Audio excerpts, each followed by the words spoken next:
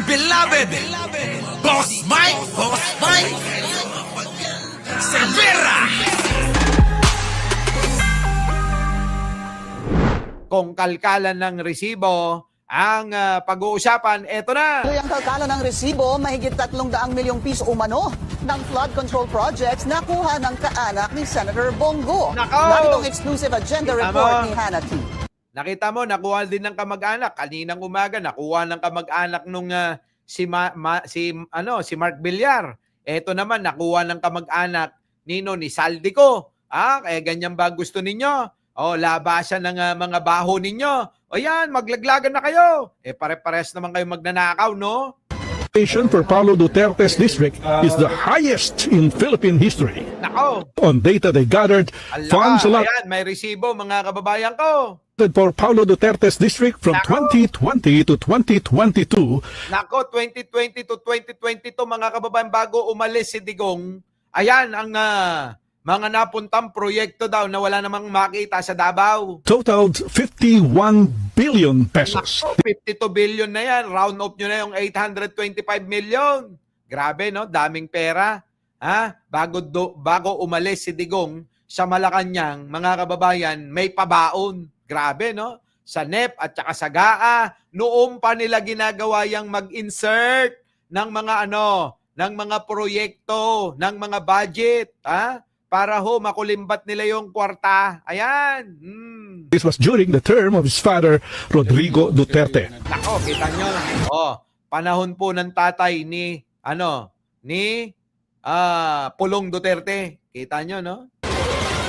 5 flood control projects sa Davao del Sur ang napunta sa Alfrego Builders and Supply ayon sa listahan mismo ni PBBM. Nako! Ang Alfrego, pagmamayari ng half-brother ni Senator Bongo. Nako, mga kababayan, yan yung mga tatahi-tahimik pero mga kababayan sangkot talaga sa pagnanakaw ng pondo ng bayan It was a social media post by Davao City 1st District Representative Paulo Duterte complaining about the 2 billion peso reduction for his district for 2024. Nagrereklamo pa, mga kababayan, nung nabawasan po yung kanyang distrito ng budget. Grabing kapal ng mukha nito. That in 2020, Malacanang proposed 4.6 billion fund for Paulo Duterte's district. When it was approved by the Congress, more than 8 billion pesos were Grabe, no, mga kababayan, tindi, no? Biruin nyo yung magkaroon ka ng pondo na ganyan, no? Tapos, kukurakutin mo yung kalahati, grabe. Tindi. added, so it became 13 billion pesos. Nako. In 2021, Tapos, pinagtatanggol ho ng mga bobong mga DDS, Yung naman pala, magnanakaw, Malacanang proposed a 9.6 billion infrastructure budget for Paulo Duterte's district. And when it reached Congress, the amount topped 25 billion pesos. Grabe. In 2022, the proposal of Malacanang was 10 billion pesos, and Congress raised it to 13 billion pesos. Nako. These data were confirmed by the DPWH, which receives the infrastructure funds for each district.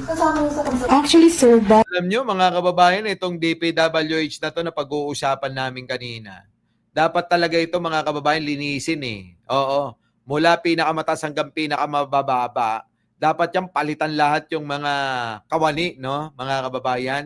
kasi po sa records ng aming programming division, we confirm na yung pong mga amounts na nabanggit ninyo in 2020, 2021, 2022. Mga kababayan ko, yung mga nabanggit na yan panahon pa ng tatay ni Digong. Base po sa National Expenditure Program ng DPWH at yung pong General Appropriations Act sa distritong ito ay tama po. At we confirm those budgets. Yanes alleges that Duterte and Go facilitated corrupt practices, specifically the awarding of more than 100 government contracts to companies owned by Go's father and brother worth at least 6.6 billion pesos. Di tama nga si Trillanes, na talagang etong kampo ng mga Duterte, mga kababayan, talagang minimekos-mekos yung pondo ng bayan noon. Tama si Trillanes na talagang yung mga kontrata ay napupunta sa kamag-anak ni Bongo, mga kababayan. Tama Ginamit nila yung kanilang posisyon, authority at influence para mabigay at makorner yung mga proyekto. 184 government contracts ang inaward nila sa tatay at kapatid ni Bongo. Kita nyo, mga kababayan ko, tindi ng mga expose ni Trillanes, sapol na sapol itong sila itong mga Duterte at Bongo, no? Sila naman ang magkakakutsaba noon, eh. Ang total nga ay 6.6 billion pesos. ABS-CBN Bilyon ang usapan, mga kababayan. Bilyon! Oo! Bilyon ang usapan. Hindi ho pwedeng mga milyon-milyon lang. Bilyon! News tried several times to get the side of Congressman Paulo Duterte. Pero hindi ho sumasagot yan, mga kababayan ko. Ngayon, mga kababayan ko, naku, paano na kaya ito? Masasabit ho ba itong mga ito? Masasama ba sa mga makakasuhan? Kasi ho, mga kababayan, ang ICI ay nag-iimbestiga, hindi ho nilalabas kung ano yung mga resulta ng investigasyon nila. Naku, kaya maraming kinakabahan ho ngayon, sa totoo lang. Kaya nga ito, meron tayong daho, mga kababayan. Sino kaya, are? Daho! Daho ang politiko na magpabango ng image. Pakinggan nyo, mga kababayan ko, Pakinggan nyo ho ito. Daho!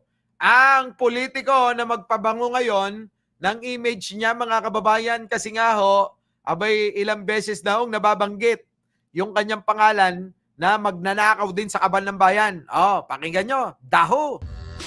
Daho ang politiko na magpabango ng image ang diskarte ngayon para makalusot sa issue ng flood control project. Nako. Ayon sa ating source, aligaga si subject na linisin ang kanyang pangalan, lalo na't dinidikdik na siya ng mga witness. Nako po! Ang kanyang first move, Ay! imbis magsarili ng PR, sinisingil niya ng utang na loob ang mga dati niyang natulungang politiko. Nako! Sinaniningil na ho, mga kababayan. Sino kaya ito? Sino? Mga kababayan, sino? Baka yung nag-resign, sabi ni Pachuchay. Sana nga may makulong na. Nako, sigurado. Akalain mo nga raw, Elizabeth Andal, sino? Emma Ordonez. Marisa, ano na? Sino? Tebing M. na isa-isa na niyang mini-message ang mga ito para manghingi ng shout-out. Nako, nangingi ng shoutout. Nako, sa akin kayo magpa-shoutout. Yung mga politiko, baka gusto nyo magpa-shoutout sa akin, Magpa-shoutout na kayo. Sino kaya yan? May pinagawa niyang proyekto. Ito nga ang sample. Isang barangay captain ang hiniritan niyang mag-upload ng video message sa social media na nakafocus ang mensahe tungkol sa kanyang mga legacy project. Laks ng pating talaga, mga kababayan, gusto nang palabasin na nagbabait-baitan itong politiko na to. Sino kaya ito? Tulad ng pagpapagawa, ito medyo obvious na multi-purpose hall. Nako, ayan. Sino ba ang mahilig magpagawa ng multi-purpose hall, mga kababayan? Nako, Diyos ko. Sino kaya itong politiko na ito? Na talaga naman, mga kababayan, nagdo-double time para linisin ang kanyang pangalan? Kilala nyo na ba?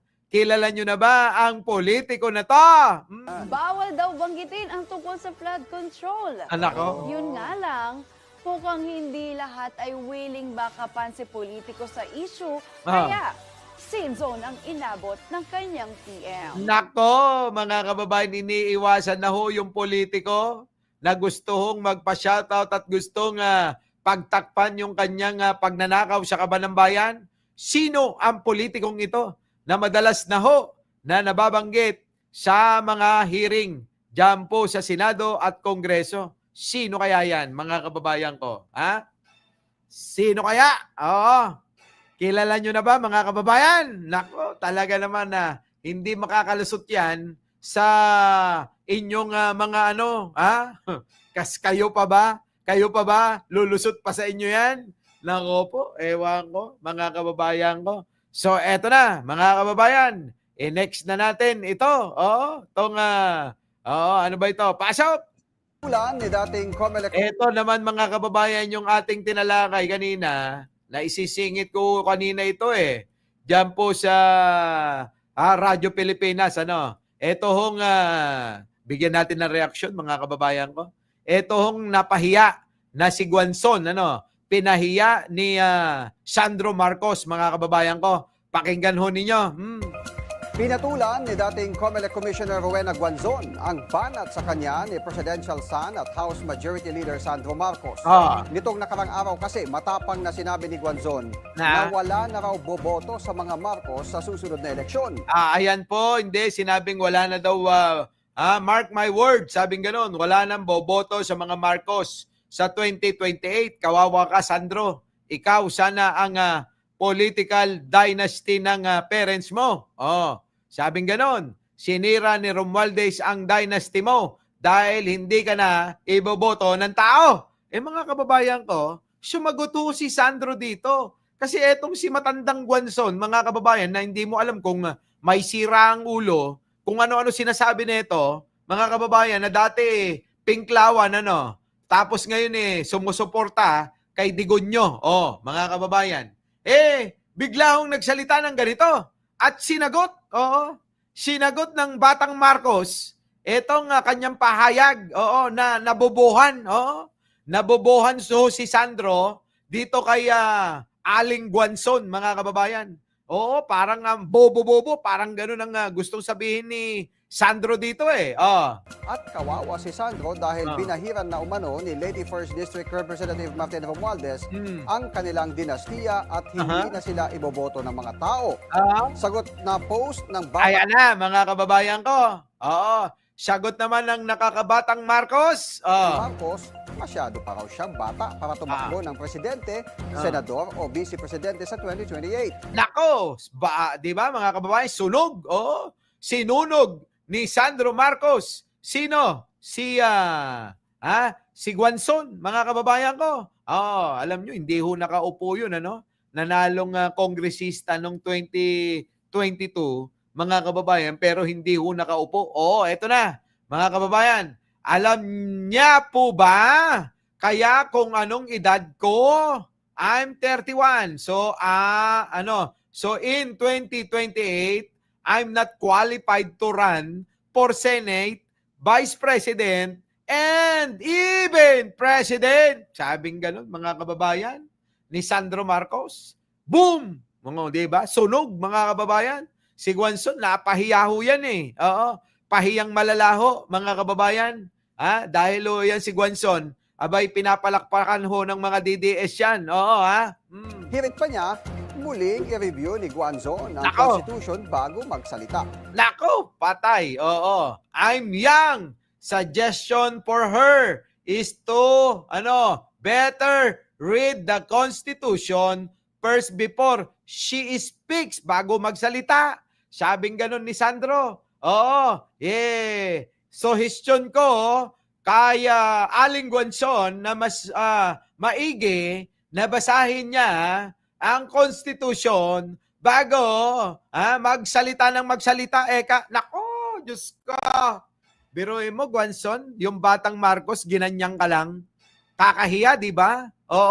Sa sobrang pahiya ni Guanzon, mga kababayan, mga kababayan, kung ano-ano na lang sinasabi ngayon. Kung ano-ano na lang sinasabi ni Guanzon. Tama naman ho itong si Sandro Marcos, ano ba kasi ang pinaglalaban mo, Guanzon? Buwelta naman ang abogada. Nako, wala nang kwenta tong buwelta na to, mga kababayan ko. Doon muna tayo sa issue.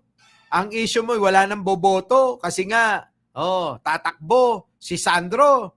Yun naman pala, hindi naman pala pwedeng tumakbo sa mga matataas na posisyon nitong si Sandro.